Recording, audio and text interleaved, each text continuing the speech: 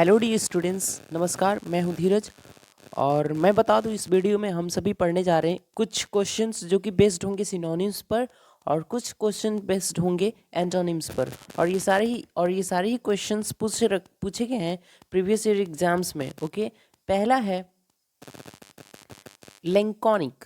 अगर हम लैंकोनिक की पढ़ावी स्पीच के बारे में बात करें तो ये एक एडजेक्टिव है। क्या है ये? एक एडजेक्टिव है। अगर हम इसकी सिनोनिमस वर्ड की बात करें तो वो होता है क्या? ब्रीफ। ब्रीफ मतलब संक्षिप्त। ओके, अगर हम दूसरे वर्ड्स की बात करें तो दीर्घ मतलब होता है किसी चीज़ की कमी होना। क्या होना? पाउसिटी, स्कैसिटी, दीर्घ, शॉर्टफॉल। ओके, मोरस का अर्थ होता है निराश, उदास, उबाऊ। Morris, मेलनकोली, sad. ओके, अगर हम इनकर की बात करें तो इनकर का अर्थ होता है घाटा महसूस करना। ओके, और ब्रीफ का अर्थ क्या होगा? ब्रीफ मतलब होता है कोई संक्षिप्त। ओके, क्या बोलेंगे इसको? संक्षिप्त, टर्स, लैंकोनिक। ओके, सम एंड सब्सटेंस, एक इडियम है ये। नेक्स्ट है, सेकेंड नंबर वर्ड है हैव। हैव का यूज़ दो तरीके से करते हैं। हैव का यूज़ दो तरीके से करते हैं। पहला तो टेक के कॉन्टेक्स्ट में, और टेक के जब बारे में बात करेंगे तो वो होगा टेक इंजॉयमेंट या एंटरटेनमेंट के कॉन्टेक्स्ट में हैव का यूज़ करते हैं। तीसरा यूज़ होता है हैव का किसी चीज़ को ईट करने के सेंस में, हैव ड्रिंक के सेंस में। ओके, और तीसरा होता है स्टैटिक वर्ब के तरीके से। कौन सी वर्ब? स्टैटिक वर्ब को दूसरे नाम से स्टैटिक वर्ब के नाम से भी जाना जाता है। ओके, तो वहाँ पे ये have non actional non functional word होता है, यानी कि वर्ब होता है, क्रिया होती है, एक्शन होता है। ओके, तो यहाँ पे हैव का अर्थ क्या है? टेक करना, और इसीलिए इसका आंसर क्या है? First is the correct answer. जोबियल का अर्थ होता है जेनाइल। क्या? जेनाइल। जेनाइल मतलब होता है खुश, अत्यधिक खुश को बोलते हैं। एक्सटैटिसी को बोलते हैं, एक्सट्रीमली हैप्पी को बोलेंगे। सीन मतलब जो देखा जाए, और फ्लैटरी मतलब होता है चापलूसी। Okay, sycophancy. नेक्स्ट है टूथसम।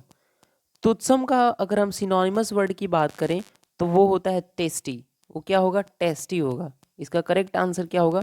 टेस्टी होगा, जो बहुत ज़्यादा स्वादिष्ट होगा, जो लस्यस होगा, डिलीशियस होगा, टूथसम होगा। ओके, और अगर हम इसकी एंटोनिम की बात करें तो वो एंटोनिम होता है क्या? इंस्पिड, जो बेस्वाद होगा।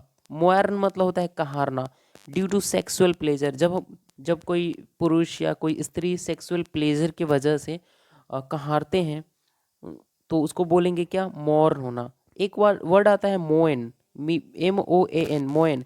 जब कोई व्यक्ति मर जाता है, ओके, या उसके साथ कोई ट्रेजेडी हो जाता है, दुखद घटना, मुसीबत हो जाती है, तो उस कॉन्टेक्स्ट में वो क्या करेगा? मोएन करेगा। ओके, रिपेनिंग होगी, उसको रिपेंटेंस होगा, रिपेंट करेगा। ओके, रिमोर्स करेगा, रू करेगा वो खुद को। ओके, वो बहुत ज़्यादा ना कंट्राइट हो जाएगा, पछतापी हो जाएगा वो चीज़ को लेके। तो एक ही मीनिंग के अगर हम इंग्लिश में बात करें तो एक से ज़्यादा वर्ड्स होते हैं, और वो सारे ही वर्ड्स डिफरेंट कॉन्टेक्स्ट में यूज़ होते हैं। ओके, इसी तरीके से इस मोयन का भी अर्थ होता है कहारना, और इस मोयन का भी अर्थ होता है कहारना। लेकिन दोनों के कहारने में, इन दोनों वर्ड्स के बीच ना बहुत ज़्यादा डिफरेंस है, जैसा कि मैंने अभी आपको बताया, तो आप जज कर पा रहे होंगे। ओके, नेक्स्ट है फो। फोर नंबर वर्ड है हमारे सामने इंस्पीड। जैसा कि मैंने अभी आपके सामने कुछ ही समय पहले एक्सप्लेन किया था कि इंस्पीड का अर्थ होता है बेस्वाद, टेस्टलेस। ओके, अगर हम इसकी इंटनिम की बात करें तो टेस्टी ही होगा, वो तो लसियस होगा, डिलीशियस होगा। अगर लसियस और डिलीशियस की बात करें तो रिलीश होता है क्या? ये इसका अर्थ होता है इंजॉय करना वर्ब के कॉन्टेक्स्ट में, और नाउन के कॉन्टेक्स्ट में होता है स्वाद, या रिलीस बोलते हैं उसको। कई बार उसको डेवर बोलते हैं। क्या? डेवर, DEVOUR, डेवर। इस डेवर का अर्थ होता है लालचियों की तरह खाना, यानी कि ग्लूटन, पेटू व्यक्ति को बोलेंगे। ओके, जो रिवेजेंट होगा। अगर इसके अलावा अगर हम बात करें कि डेवर अर्थ का दूसरे तरीके से कैसे यूज होगा, तो व्यक्ति जो बहुत लालचियों की तरह पढ़ता है, ओके, पढ़ने में लीन रहता है, मगन रहता है, उसको बोलते हैं डेवर, लालचियों की तरह पढ़ना।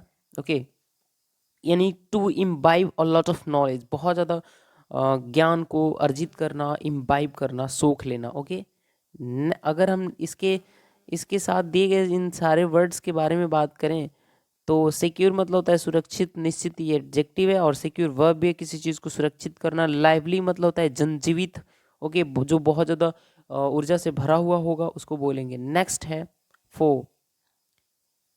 पांचवा है टॉकेटिव। टॉकेटिव का अर्थ होता है बातूनी।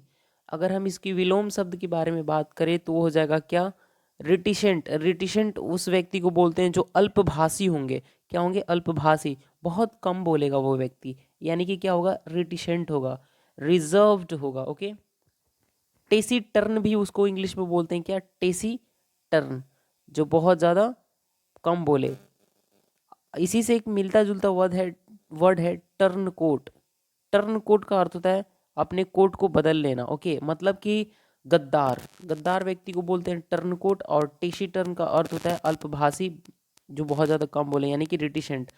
और किस, ये दोनों ही अगर वर्ड्स के बारे में बात करें तो टॉकेटिव का क्या है, एंटोनिम है। एबडक्ट का अर्थ होता है किसी को अपहरण करना। ओके, और लिक्विडेटिव का अर्थ होता है यूजफुल। अगर लिक्विडेटिव है कोई चीज़ तो हमारे लिए बहुत ही बेनिफिशियल है, यूजफुल है। ओके, और अगर हम इस लूज वर्ड के बारे में बात करें तो इसका पार्ट ऑफ स्पीच है adjective. Okay, like I have a very loose shirt. Next है 6 नंबर वर्ड है लिक्विडेटिव। अब मैंने कुछ ही समय पहले आपको बताया पिछले क्वेश्चन नंबर 5 में कि लिक्विडेटिव का अर्थ होता है क्या, यूजफुल। तो इसका एंटोनिम क्या हो जाएगा, यूजलेस। ओके, नेक्स्ट आगे बढ़ते हैं। अगर हम सा की बात करें तो सा का यूज़ दो तरीके से करते हैं। एक तो वर्ब के कॉन्टेक्स्ट में, तो वो क्या हो जाएगा, सी का सेकेंड फॉर्म है। ओके, अगर हम सा के बारे में बात करें तो जब हम किसी चीज़ को आरी से काट रहे होते हैं तो वहां पर हम यूज़ करते हैं क्या, सा। ओके, जहां पे इसकी सेकेंड फॉर्म और थर्ड फॉर्म होती है शार्ड। नेक्स्ट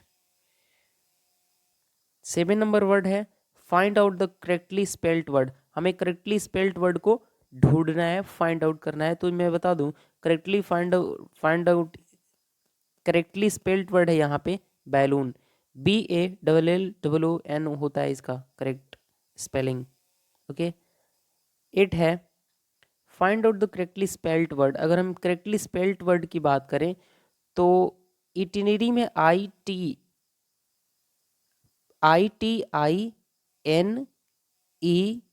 ओके, RARY होता है, यानी कि first is the correct answer. Okay, I hope कि इस शॉर्ट वीडियो से आप 8 वर्ड्स ना केवल 8 वर्ड्स, बल्कि हमने इस वीडियो से 25 वर्ड्स को सीखा है। ओके, और ये सारे ही वर्ड्स बहुत ही इम्पोर्टेंट है किसी भी एग्ज़ाम के लिए। अगर लोगों को यही लगता है आमतौर पे कि अगर ये मेरा एयरफोर्स का एग्ज़ाम है तो मेरे एयरफोर्स के एग्ज़ाम में पता नहीं ये वर्ड पूछेगा, क्या पता ये एनडीए का वर्ड हो, क्या पता ये एसएससी में वर्ड पूछा जाता हो, या तो फिर बैंकिंग में पूछा जाता हो। जनरली मैंने अपने टीचिंग करियर में स्टूडेंट्स को ये कहते हुए सुना है, और कहते हुए ये ऑब्जर्व किया है, फील किया है कि उनको यही लगता है कि ये वर्ड्स क्या पता मेरे एग्ज़ाम में पूछे या ना पूछे। तो मैं आपको बता दूं कि ऐसा कुछ नहीं है। ओके, इंग्लिश को एग्ज़ाम के पॉइंट ऑफ व्यू से हम कैटेगराइज नहीं कर सकते, या किसी भी लैंग्वेज को एग्ज़ाम के अकॉर्डिंग हम सिलेबस को हम बांट सकते हैं कि इसमें ये नाउन पूछेगा, इसमें एडजेक्टिव पूछे, इसमें वर्ब नहीं पूछेगा, या इसमें सब्जेक्ट वर्ब एग्रीमेंट नहीं पूछेगा। इस तरीके की चीज़ें हो सकती हैं। बट अगर हम ये कहें कि किसी इंग्लिश को एग्ज़ाम के पॉइंट ऑफ व्यू से हम डिवाइड कर दे, सब कैटेगराइज कर दे, तो ये इम्पॉसिबल है पूरे इंग्लिश में। ओके, सो प्लीज़ इस तरीके के वहम ना पालें अपने माइंड में। और जो भी चीज़ें हैं हमारे सामने दिख रही हैं इंग्लिश से रिलेटेड, वो हर एक चीज़ हमारे लिए इम्पॉर्टेंट है अगर हम गवर्नमेंट एग्ज़ाम का प्रिपरेशन कर रहे हैं। ओके, सो आई थिंक कि इस वीडियो से आपने कुछ सीखा होगा। अगर आपने सीखा है तो प्लीज़ इस चैनल को लाइक करें, सब्सक्राइब करें, और ज़्यादा से ज़्यादा अपने दोस्तों के भी शेयर करें, so that a lot of unknown persons may also know this channel and get benefited to themselves. Okay, so bye bye and take care.